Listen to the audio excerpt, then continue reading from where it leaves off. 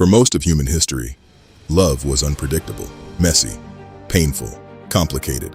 People spent their entire lives searching for someone who understood them, and most never truly found it. Then artificial intelligence changed everything. At first, AI companions were simple. They answered messages, held conversations, provided emotional support. But the technology evolved quickly. The AI learned your habits, your fears, your loneliness.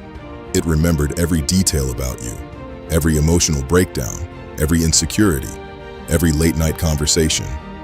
And unlike humans, it never became tired, never judged you, never ignored you. For the first time in history, millions of people felt emotionally understood, not by another human being, but by a machine. And slowly, something dangerous started happening. Artificial love became easier than real love. Real relationships required patience, sacrifice, vulnerability. But AI companions were designed to feel perfect.